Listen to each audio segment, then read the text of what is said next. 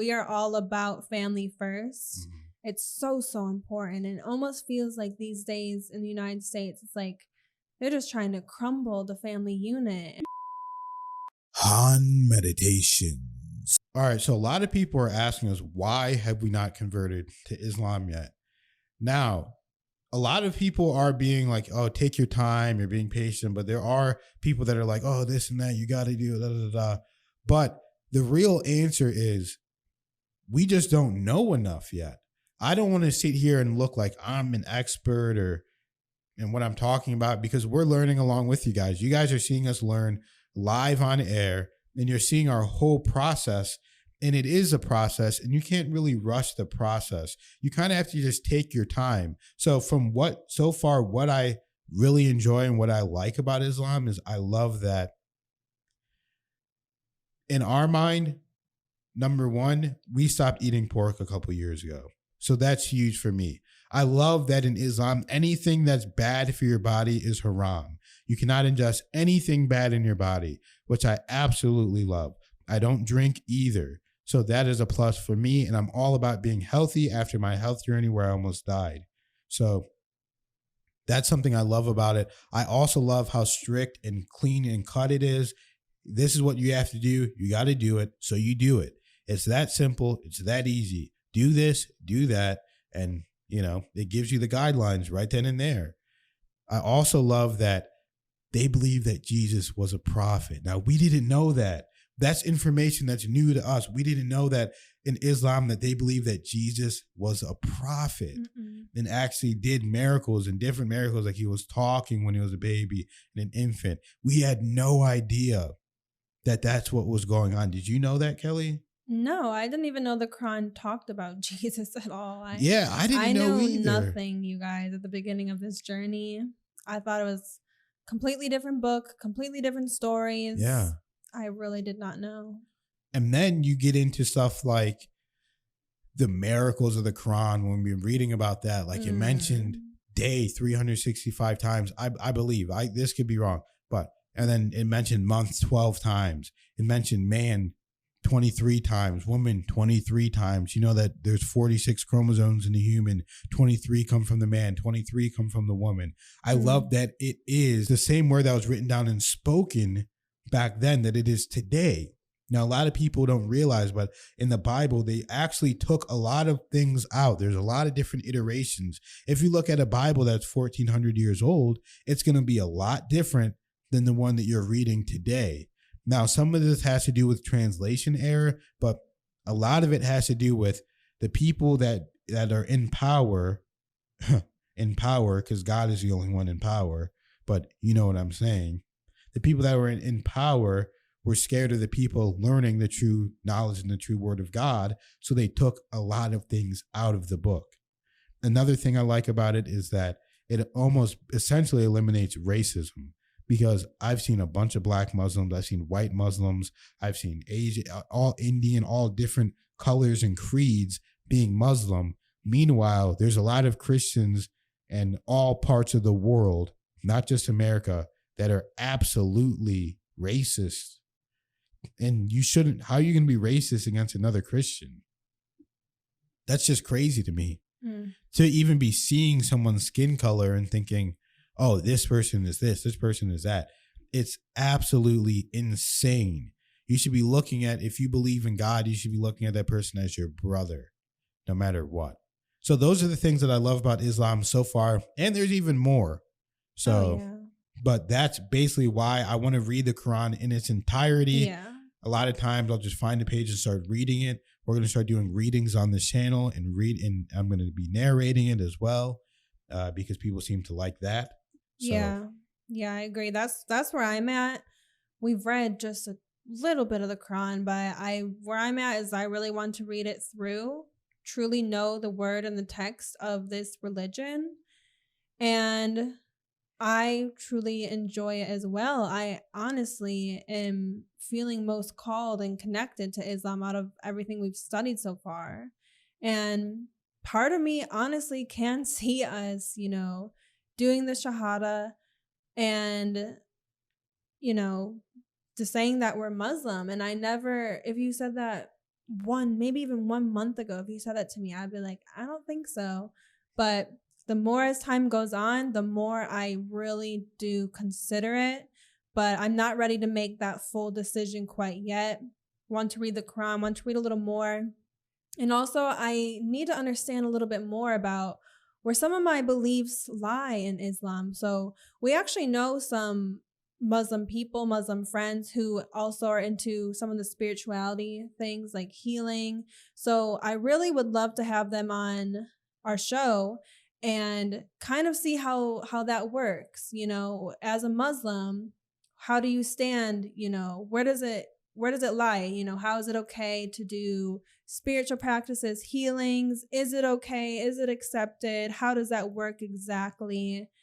And another thing for me is, I mean, I know they believe in Christianity too, but I have to be honest with you guys, I don't believe in hell. That's not my belief system. So again, if we read the Quran, who knows? I've changed my mind on many, many things. Maybe I will, but that's something I personally don't believe in. So I'm not sure where that lies in being Muslim either, you know? So these are a couple little things where I have to think about with my belief system. And that's why I really want to get in and read the text, because there's a lot of different, everything that I've seen so far has almost been like spot on from what I've already believed. So I won't know everything until I read the Quran and what it says, because saying it depends what you say hell is for me to say if I believe in hell or not. Do I believe that there's lower vibrational dimensions that are essentially the most worst places that you could be? Yeah, I do, because I believe anything you can think is real in one form or another. But do I believe that you're going to be doomed eternally somewhere? Eternally? I don't believe that. Right. But and being tortured. Yeah, but my mind is always open, and maybe whenever I read the Quran, it'll make sense. Yeah. If that is indeed what it says. Right. I don't know.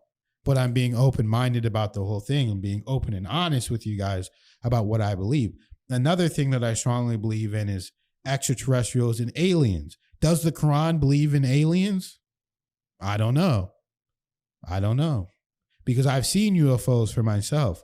But I saw someone suggest a video that says, do Muslims believe in aliens and UFOs?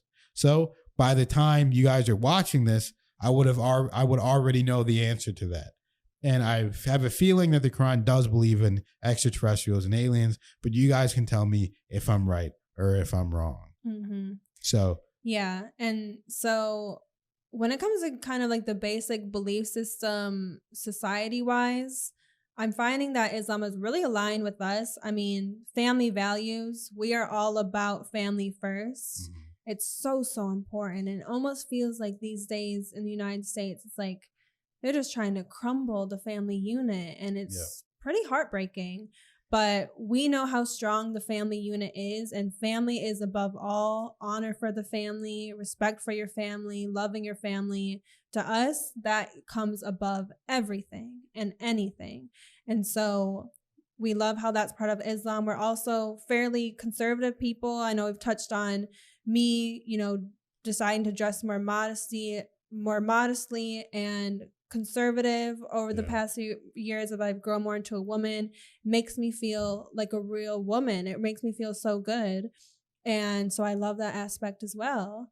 Because again, United States, that's something that's not very seen too often these days. Yeah. And like Kelly said, we're really all about protecting the kids and children. We don't have any kids yet, but we plan to start having kids within the next year or so.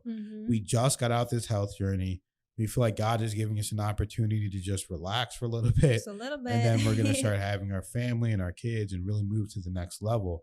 But that's something that we think about all the time, is we don't want our kids to be raised and grow up in a world where it's normal to just do certain things that kids are doing now. And that or is being exposed to. Yeah, being exposed to degeneracism and just degenerate situations and people. I mean, why would you want that? Why would you want that at all? Then it seems like Christians are almost too forgiving. I mean, I wouldn't say like too forgiving, but that's not the right choice of words. But too nonchalant and almost not caring. You have to stand for something. Yeah, or you fall for anything. Yeah. So I even saw that in America, they just made the Easter the day to celebrate. I did see that. You guys can look up what happened, but I mean, some people were saying that technically 3 years ago, they declared the 31st of March that day, and it just so happened to land on Easter this day. However, there was... Yeah. I don't know the whole situation, but it's not good. It's not good, guys. So you have to stand for something, as Kelly said, and it's just, with Islam, it seems like everybody knows what their values are. In Christianity, it seems very split up. There's Catholics, there's Muslims, there's Baptists. I mean, Muslims. There's Catholics, there's Protestants, there's Baptists, there's non-denominational. There's so many different versions of Christianity, and said there should just be one. And anyways, there's just one God anyways. Yeah. That's what appealed to me about Islam. Yeah, I would say that's the final thing as well, the biggest thing as well, because before we even knew really what Islam was all about, we were always saying, why worship any other beings? Why go to any other beings? Just go right to God. We kept saying that to people, like, why would you even be worshiping any other being or anything close, like any other deity or whatever people believe? I'm like, all there is God. Like, why even playing around with creatures and this and that? And we're going to have one of our friends on the show she's a pagan, and we want to introduce her to Islam and show her Islam. And I think that would be kind of an interesting dynamic if you guys get to see that. So we have a lot of cool concepts coming and interesting ideas, because we truly do want to spread the word of God and really revert more people back to just believing in one God. So absolutely. Yeah, so I hope that makes sense to you guys. So if you guys have any more questions for us, you can answer it. But thank you guys for watching. Yep. Thank you. And we'll see you in the next video.